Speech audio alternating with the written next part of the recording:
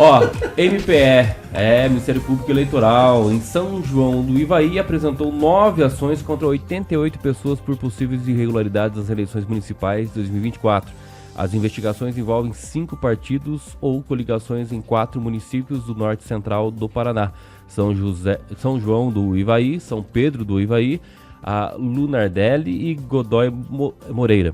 Entre as denúncias estão abuso de poder econômico, propaganda irregular, distribuição de brindes e fraudes à cota de gênero, com a suposta inclusão de candidatas fantasmas. Eita, Rigon, aí ó. Pelo menos uma coisa é fato, né? A Justiça Eleitoral está trabalhando. A gente não sabe, muitas vezes, alguns casos desses que não vai ficar no final, na hora de julgar, né?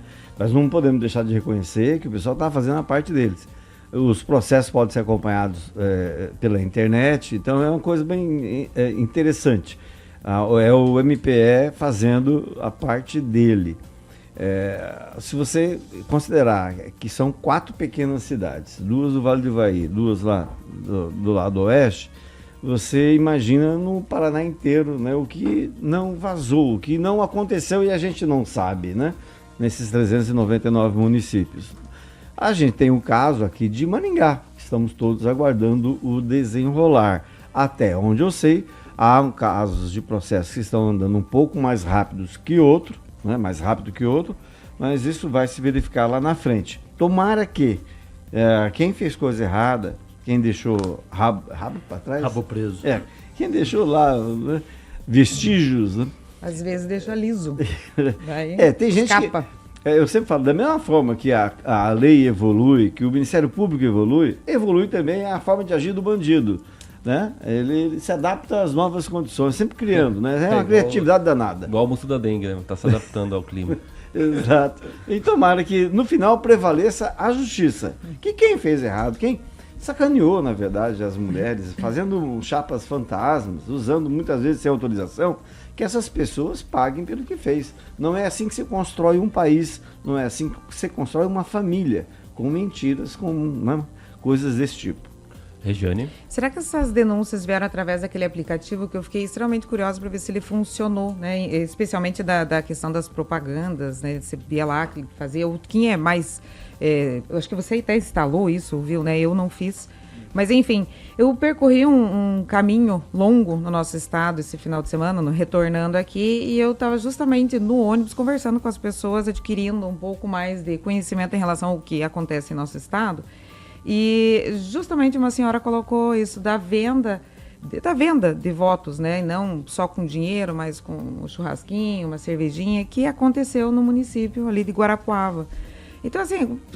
É inacreditável ainda, né? Que a pessoa também se submeta hoje a ainda se vender a tão pouco.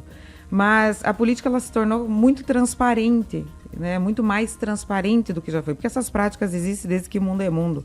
Não tem nada de diferente em relação a isso. É claro que, como o Rigon colocou aqui, existe uma modernização em relação a essa prática, mas ela é a mesma.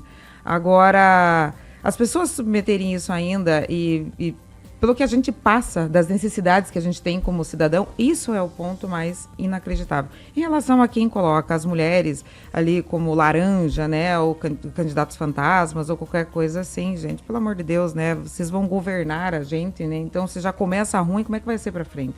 Não dá, então fica uma questão triste. O Ministério Público Eleitoral está tendo muito trabalho, especialmente aqui no nosso estado do Paraná, porque são muitas denúncias, muitas irregularidades, em vários partidos. Daniel Matos? Kim, esses 4 municípios aqui do Vale do Ivaí, né? Acho que São João do Ivaí, onde pelo menos eu conheço mais, que voltou lá o ex-prefeito Fábio Hideki, ganhou da ex-prefeita, né? Eram grupos unidos, romperam, e aí vem as denúncias. Não só lá, né? Aqui em Maringá tem o caso do PSD aí também, que está na justiça, alguns outros partidos também entrando para essa questão principalmente das mulheres, né? Porque se for abuso de poder, então, dá mais denúncia, né? Porque a campanha, você vê cada abuso, né? Mas aí é mais difícil se comprovar, mas esse das questões das mulheres, isso é uma coisa que vem tendo já recorrente, né? Então teve casos já de troca de mandato, e aí fica aquela situação, né? As mulheres cada vez mais com esse tipo de situação vão se afastando, né? Então em vez de tentar juntar, ter mais mulheres ali nos plenários, vai diminuindo. Então é hora de rever essa situação, de rever os conceitos, quem está aí nas cabeças montando chapa, né? Às vezes precisa, né, essa obrigatoriedade dos 30% para ter lá o restante de homens, tem que se pensar de alguma outra maneira, porque senão todas as eleições vão ter esses problemas. Ano que vem a gente tem eleição para deputado, para deputado estadual, deputado federal, e provavelmente também os partidos vão ter que ir atrás de mulheres para compor junto com os homens.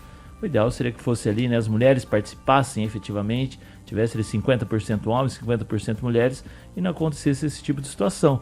Porque você pega a maioria das câmaras, a maioria são homens, a maioria dos vereadores são homens, a maioria dos parlamentos são homens.